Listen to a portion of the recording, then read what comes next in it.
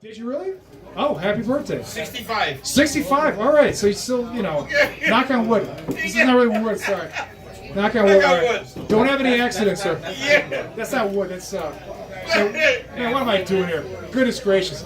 But anyways, guys, again, sound okay? Sound right? Okay, good. And again, thanks to Steve and Amy again for hooking up some of the sound. Yes. Dana and Johnny for the speakers and the sound system.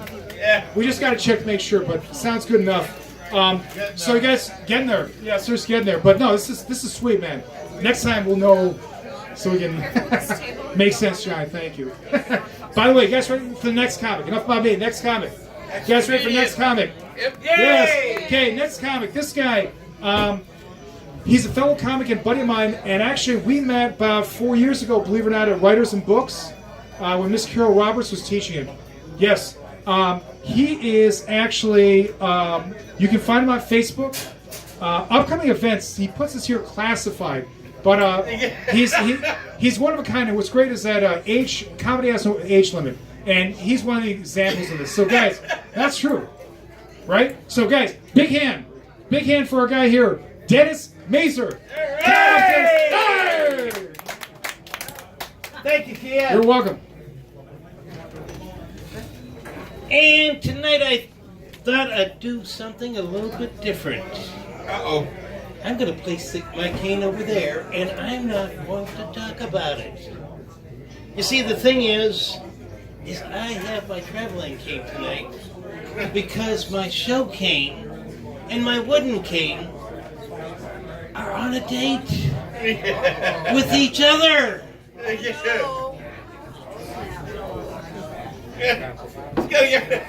Ignore me. Ignore. There you go. He just wants to make sure. Yeah, I know. He keeps on telling everybody that I'm his father. And I don't see the resemblance. No, all kidding aside, a friend of mine asked me the other day if I ever did any reminiscing.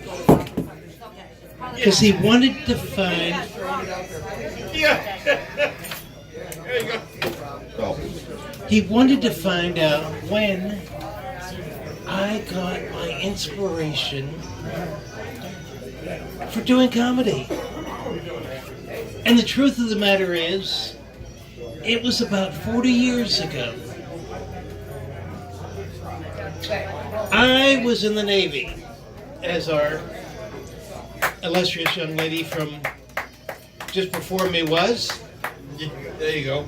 And I was what was commonly referred to as a Westpac sailor. Same here. One day, while we're out in the South China Sea, we get special orders that we're supposed to do 60 days in the Indian Ocean. Well, that's not very funny. But the thing was, the captain came over the ship's intercom and says, Okay. I've got good news for everybody. We are going to be stopping in Singapore just before we transit into the Indian Ocean. Nice. So we start heading for Singapore. Everybody is ecstatic because it just recently had become a country. I see it. I'll fix it. So we get to the special morning, and the captain comes over and says, now hear this. If you look on the port side, you will see Singapore. We have received special orders. We're not pulling in. And you could hear 5,000 guys on this aircraft carrier going, no! As we headed for the Indian Ocean.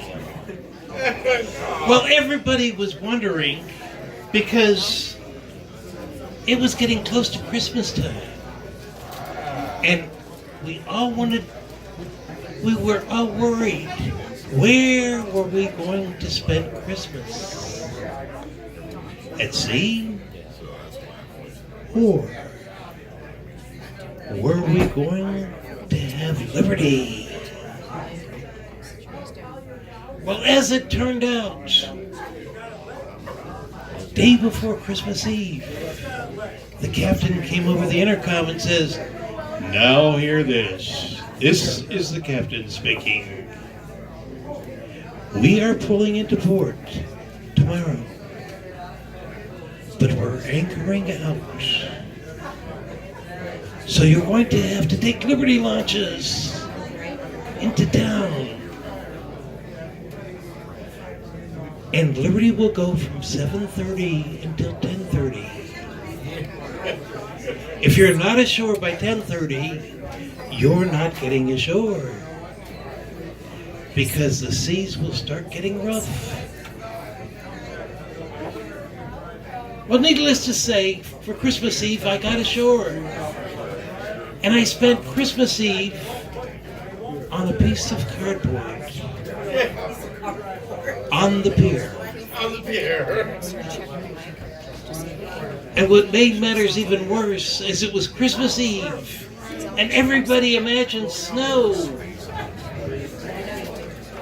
It was 100 degrees at midnight, Hey. with all of the humidity. And needless to say, it was only one of 2 days that I got ashore. Out of 10. Well, we ended up after I finally made it back to the ship, I had my Liberty. And oh, by the way, there was only one hotel in town. 7,000 sailors. Yikes. And one hotel with 8 rooms. And that was the reason why I was sleeping on the pier on a piece of cardboard. Well, needless to say, I was telling this story in the Manila Hilton to this Filipino girl who was in her 40s and had not been more than 20 miles outside of Manila. So you can imagine 7,000 pissed off sailors, because a lot of them didn't get ashore.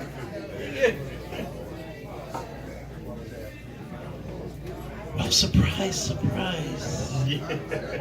On the way back, as we approached Singapore, the captain came over and says, "Now hear this. This is the captain speaking. If you look out the port side, you'll see the skyline of Singapore. We're not pulling in there." And you could hear 5,000 voices on the carrier that I was stationed on saying, "No!"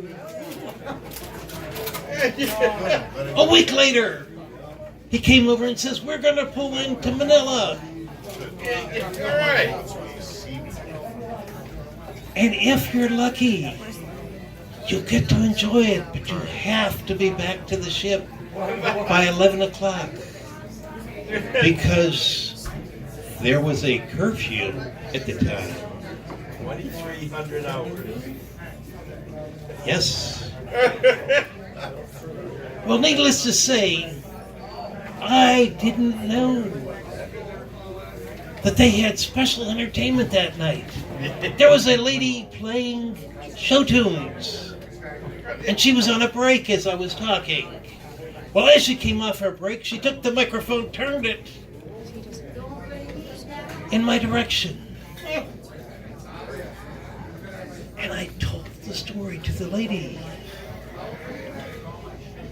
Well, you could hear her pin drop as I finished the story. Now, mind you, we were in Manila, in the Philippines. We just spent 60 days out at sea.